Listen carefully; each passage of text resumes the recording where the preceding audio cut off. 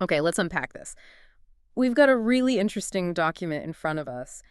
It's a Draft Finance Ordinance for 2025. Hmm.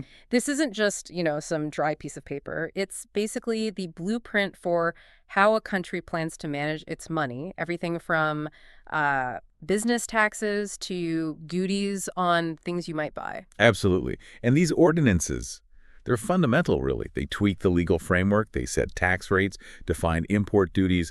They can be dense, yeah, but understanding them is pretty key to seeing how the financial gears of a country actually turn. Right. And for this deep dive, our mission, if you like, is to cut through that density a bit. We're not going to read you the whole thing, obviously, but we'll pull out the most significant proposed changes, the key details from the excerpts we have. Try and get to the heart of what's in here. Exactly. Why it actually matters to the economy and, potentially to you. Yeah. We'll touch on some foundational legal tweaks first, then dive deep into those proposed supplementary duties on imported goods. That table is quite revealing. Oh, yeah. And finally, look at proposed shifts in income and capital gains taxes for businesses and duties on vehicles, too.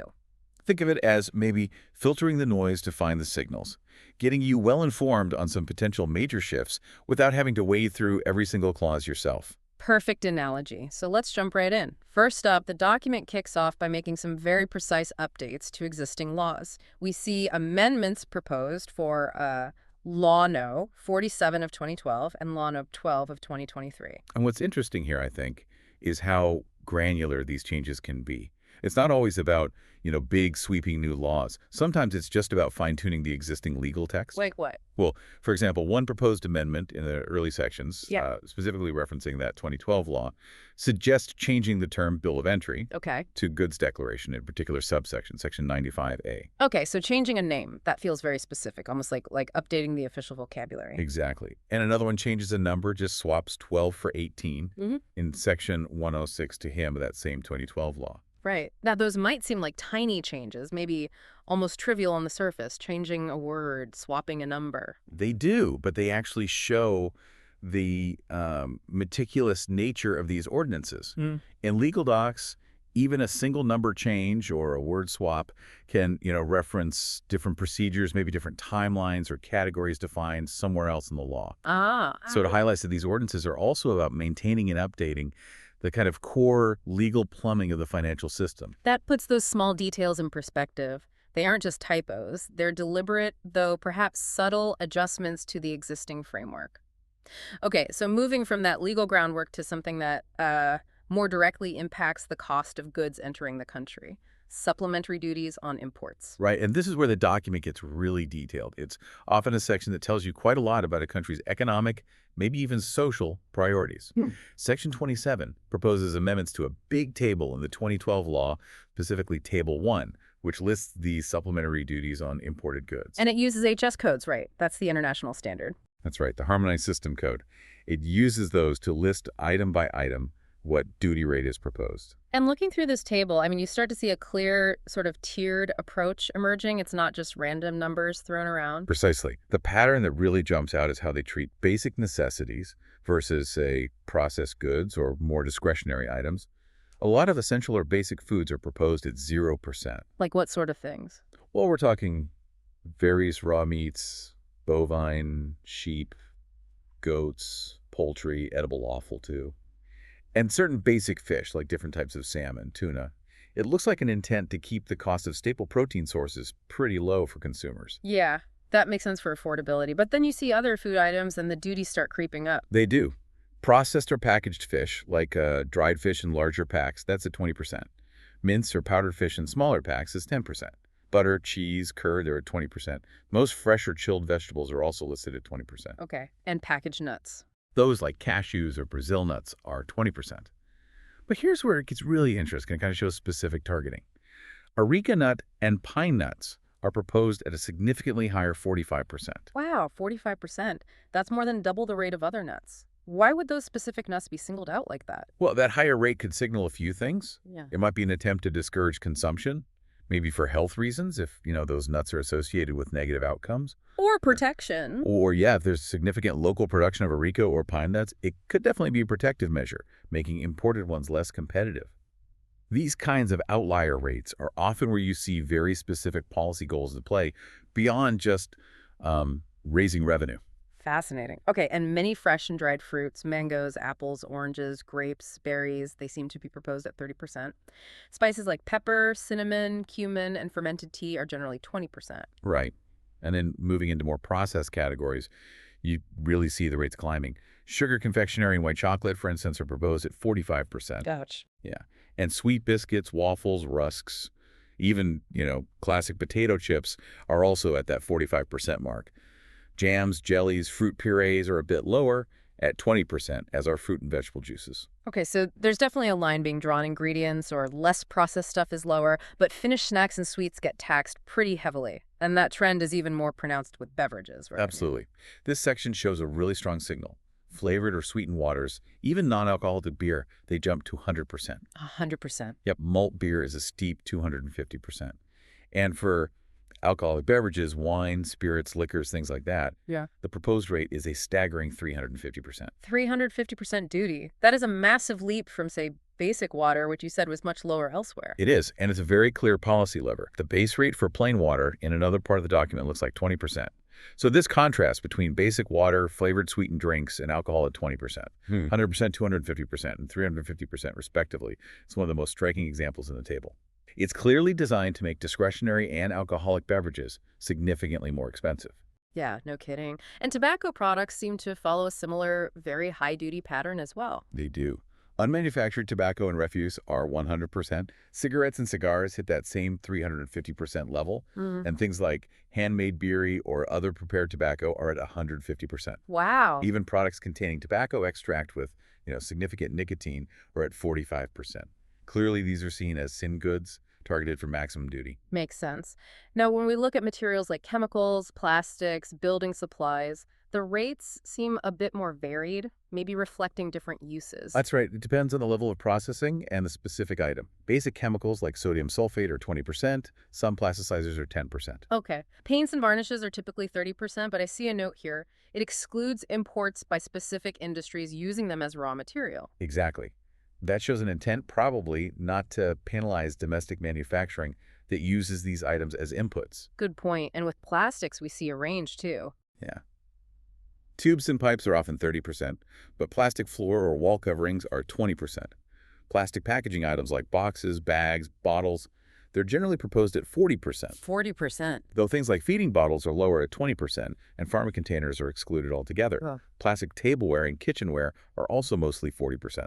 So again, plastic packaging and finished household items are higher, while raw materials or less finished plastics might be lower. What about wood products? Wood boards and plywood are 20%, but wooden doors, windows, and frames are actually lower at 10%. Huh, that's interesting. Finished wooden construction elements are lower than some basic boards. It seems so in this draft. Wooden beads are 20%. Okay. And paper products also show some interesting distinctions. Basic paper under a certain weight is 10%, excluding VAT-registered manufacturers. But then imported cigarette paper, cut or not, is way, way up at 300%. 300%, yeah. Big difference. Toilet paper, tissue, napkins are 20%. Cartons and boxes, sacks, bags are proposed at 10%. Printed labels, paper cups, plates, bowls, and printed pictures or photos are generally 20%. Now, let's look at stone and ceramics, because here again, we see a really big jump based on the level of finishing, right? Raw granite, marble, other worked stone or worked slate are at a high 60%. 60%. But basic ceramic building materials, bricks, flooring blocks, roofing tiles, pipes, they're listed at a much lower 10%. That's a huge difference. So the material itself isn't necessarily taxed sky high if it's for, like, basic construction. Correct. It really seems the tax is heavily weighted towards the finished product. Unglazed ceramic tiles, paving, wall tiles, mosaics are all at 60%. Wow. Ceramic sanitary fixtures like sinks, baths, toilets, 60%. And crucially, chinaware, porcelain, other ceramic tableware, kitchenware, household, and ornamental articles were all proposed at 60%. So bringing in a finished ceramic sink or a set of porcelain dishes carries a significantly higher duty than importing, say, ceramic bricks. Glass seems to follow a kind of similar pattern. It does, yeah. Basic glass tubes, cast or rolled sheets, drawn or blown sheets are 20%. Float glass that hasn't been worked further is 45%, but edge-worked glass or safety glass is back down to 20%. Glass mirrors and basic containers like bottles and jars are also 20%. And finished glass items? Like tableware. Glass tableware, kitchenware, household, office, or decorative articles are proposed at 45%. So again, it shows a distinction. Functional glass containers or basic sheets are lower, while finished decorative or tableware items are higher. Got it. And in textiles and clothing, we see variations too. Woven fabrics of silk are 40%, while many other woven fabrics are lower at 10%. Carpets and textile floor coverings are 20%. Coated fabrics seem to vary from 10% to 30% depending on the coating. And finished garments generally see a 30% proposed rate. However, there are some specific categories, particularly those described as being of other textile materials, which are listed higher at 40%. Like brassieres, I noticed, are listed at 40%. And certain types of shawls or scarves made of synthetic or other non-silk materials. Right. So it indicates there are specific items or maybe material types within clothing that are being targeted at a higher rate than the sort of general garment category. Okay, whew. We've just covered a massive list there, but the overall trend seems pretty clear. This ordinance proposes using these supplementary duties to make processed goods, luxury items, sin products, and certain finished goods significantly more expensive through import taxes, Yep.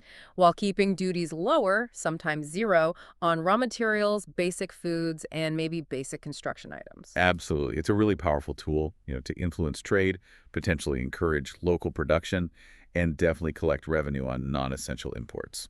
Okay, shifting gears entirely now. Let's look at direct taxes, specifically the proposed changes to the Income Tax Act of 2023. Section 35 in this draft ordinance seems to lay out proposed tax rates for different types of entities, covering both capital gains and total income. Yeah, this section is key for understanding how businesses might be taxed differently. It carves out different rates based on, well, whether the company is publicly traded, its sector, and even specific actions it might take. Let's focus on the capital gains rates first. For publicly traded companies, the ones that went public with at least 10% of their value offered in an IPO, right? That's the condition, yes. For them, the rate is 22.5%. Okay. But there's an incentive baked in here. If that same publicly traded company transfers all of its income for the year through a bank, that rate drops down to 20%. Ah, okay. A clear encouragement for formal banking transactions. Exactly. Other companies, the ones not publicly traded under those conditions, they face a 27.5% capital gains rate. Right. Then specific sectors get higher rates again. They do. Publicly traded banks, insurance, and finance companies are at 37.5%, while the non-publicly traded ones in those same sectors are even higher at 40%. 40%. And then the highest rates for companies. That looks like tobacco product manufacturers and mobile phone operators both are proposed at 45% for capital gains. 45% is pretty significant. And there's a specific condition for mobile operators related to that rate, isn't there? Yes, and this is a fascinating policy detail, really. While their standard rate is 45%, mobile operators can apparently get a lower capital gains rate of 40% if they become publicly traded and list a minimum of 10% of their shares on the stock exchange, Okay. with some limits on how many shares could be sold before the main public offering. Plus, and this is on top of that, they can get a 10% income tax rebate on their total income in that year if they list at least 20% of their shares in an IPO. So the government is basically building tax incentives directly into the ordinance to encourage mobile operators to go public, increase public ownership. That's a very deliberate policy choice embedded right there in the tax code. Absolutely. It's using the tax structure to try and shape corporate behavior. Now, if we look at the total income tax rates, excluding dividends from local companies, the structure largely mirrors the capital gains rates for these same entities. So publicly traded companies with that IPO condition are 22.5%, reducible to 20% with bank transfers. Other companies, 27.5%. Publicly traded banks, insurance, finance, 37.5%. Non-public ones, 40%.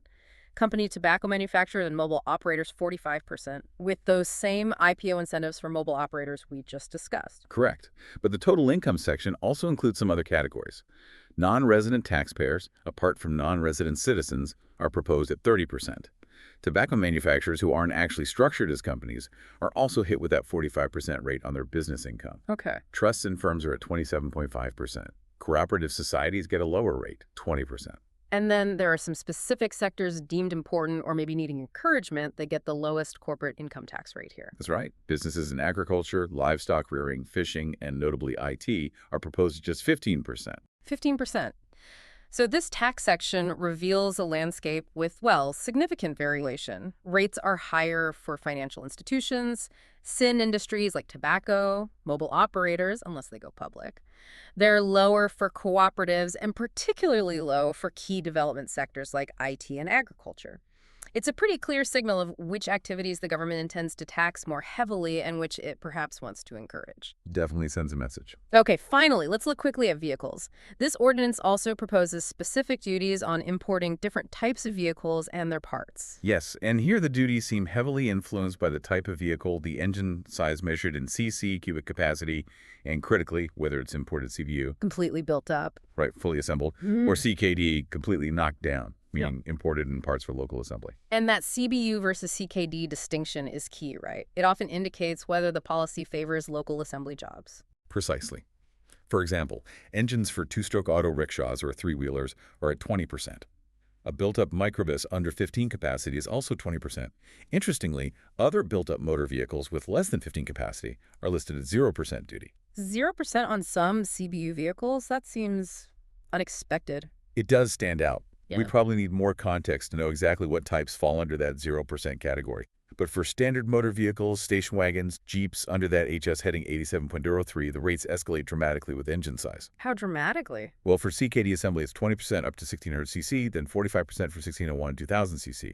But for built-up versions, the rates start at 45% for 1601 and 2000 cc, and they soar up to a massive 500% for vehicles over 4000 cc. 500%. Okay, that's a very clear signal against importing large engine, maybe luxury vehicles. Absolutely. The policy seems strongly aimed at discouraging those. Microbus rates within that same category are lower, maxing out at 60% for over 2001 cc. Double cabin pickups also see high rates for larger engines, again reaching 500% over 4000 cc for built-up versions. Even just the chassis fitted with engines for these vehicles have high rates based on cc, going up to 350%. What about motorcycles? Are they treated differently? Motorcycles under heading 87.1 have rates based on engine type and build. Four-stroke CBU bikes are 60% up to 50 cc and 100% for higher cc. Four-stroke CKD bikes are lower at 20% up to 50 cc. So again, encouraging CKD assembly, at least for smaller bikes. Seems like it. But here's another specific target.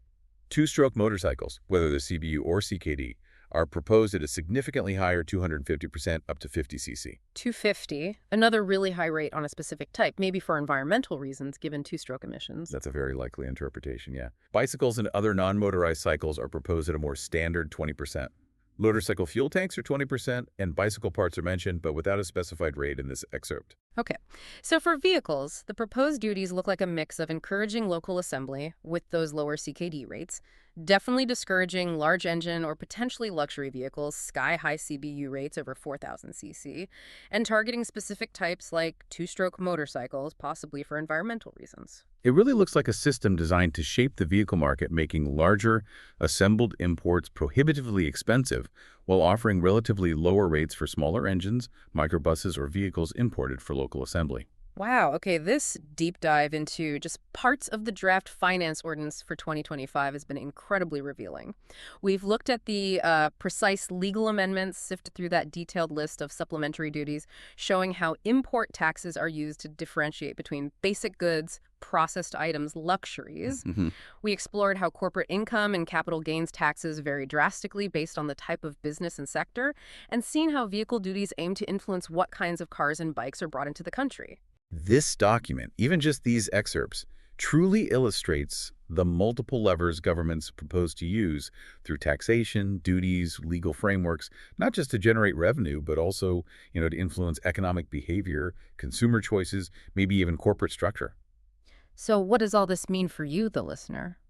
Well, it really shows that these seemingly abstract government documents can have tangible impacts on the prices you might pay for everything from, I don't know, a chocolate bar or a bottle of soda to a new car. Right. And they signal the government's priorities for different industries and sectors. It kind of raises the question, doesn't it? How much do these proposed changes, if they're enacted, align with the kind of economy and market you want to see? Yeah. It's a powerful reminder, I think, that these technical documents really do shape the world we live in.